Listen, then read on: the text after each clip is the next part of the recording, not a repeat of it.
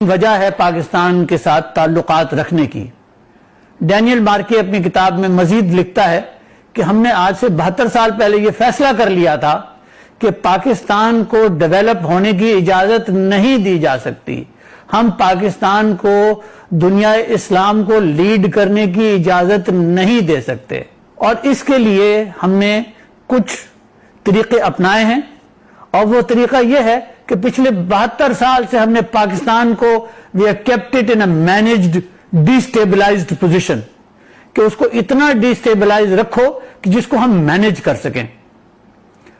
اور پھر وہ یہ بھی بتاتا ہے کہ ہم اس مینجڈ ڈیسٹیبلائزیشن کو کرتے کیسے، کہ ہم پاکستانی لیڈرز کو خریدتے ہیں، جس کے اندر پولیٹیکل لیڈرز بھی ہیں، سول اور ملٹری کی بیوروکریسی کے لیڈرز بھی ہیں، جس میں جرنلسٹ بھی ہیں، میڈیا ہاؤسز بھی ہیں اور اکیڈمیشنز بھی ہیں۔ ڈینیل مارکے یہ کتاب میں لکھتا ہے کہ پاکستانی لیڈرز اپنے آپ کو بہت تھوڑی قیمت پہ بیچ دیتے ہیں، اتنی تھوڑی قیمت کہ ان کو کوئی امریکہ جانے کا ویزا ہی مل جائے، یا ان کی اولاد کو، بیٹوں یا بیٹیوں کو کوئی امریکہ اسکالرشپ مل جائے، اور اتنی چھوٹی سی چیز کے اوپر وہ پاکستان کے مفادات کو آسانی سے بیچنے کو تیار ہو جاتے ہیں۔ میں اب آپ کی خدمت میں یہ بتانا چاہتا ہوں کہ میں 1980 سے گورنمنٹ آف پاکستان سے کنٹینیوسلی ڈیل کرتا ہوں، اور یہ بات میں نے خود دیکھی ہے کہ یہ امریکن ہماری سول سروسز کو بھی، ملٹری سروسز کو بھی کس طریقے سے وہاں کے افسروں کو اس بات کے لارے لپے دیتے ہیں کہ ہم آپ کے بچوں کو اسکالرشپ دے دیں گے، اور کس طریقے سے پھر وہ باہر پڑھنے چلے جاتے ہیں۔ 4 سال کے لیے تو بیچلرز ڈگری ہوتی ہے، اس کے اندر وہ جو صاحب جن کی اولاد گئی تھی باہر پڑھنے، وہ بک چکے ہوتے ہیں امریکہ کو، پھر اس کے بعد اس نے ماسٹرز کرنا ہوتا ہے، 1-2 سال اس میں لگ جاتے ہیں، اس کے بعد گرین کارڈ۔ تو اس طرح سے یہ شخص تو اب بک گیا۔ تو پاکستان میں یہ کام امریکہ پچھلے 72-73 سال سے کر رہا ہے۔ سب سے پہلے انہوں نے لیاقت علی خان کو قتل کروایا، اور لیاقت علی خان کے قتل کا اب سارا ڈاکیومنٹس ڈی کلاسیفائی ہو چکے ہیں۔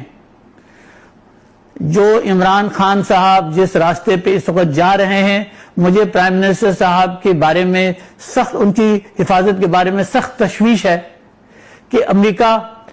ان کو بھی شہید نہ کروا دے۔ میرا یقین ہے کہ جو لاہور کا جو واقعہ پیش آیا ہے، اس کے اندر جو ٹارگٹ تھا وہ تو عمران خان صاحب ہی تھے،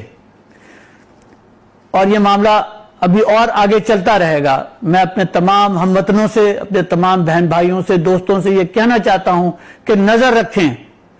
کہ دیکھیں امریکہ کے ساتھ جو اب پرائم منسٹر صاحب نے پوزیشن لی ہے کہ ہم آپ کے ساتھ آپ کی جنگوں میں شریک نہیں ہوں گے، بٹ ہم آپ کے دوست امن میں رہیں گے، یہ امریکہ کو ہضم نہیں ہوگا۔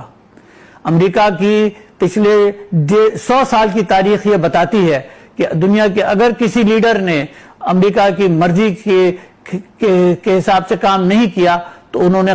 اس کو قتل کروایا ہے۔ یہ ایک نہیں ہے، یہ بہت سارے قصے ہیں۔ وہ پاکستان پر ہر قسم کے جھوٹے الزامات لگا کر پاکستان کو ایک بہت مشکل وقت میں ڈال سکتے ہیں۔ تو میرے بھائیوں، بہنوں، دوستوں، بزرگوں، یہ سمجھ لو کہ ہم سب کو کھڑا ہو کر پاکستان کے لیے کھڑا ہونا ہوگا، اور حفاظت کرنی ہوگی، اور دیکھنا ہوگا کہ کن کے بچے باہر پڑھ رہے ہیں۔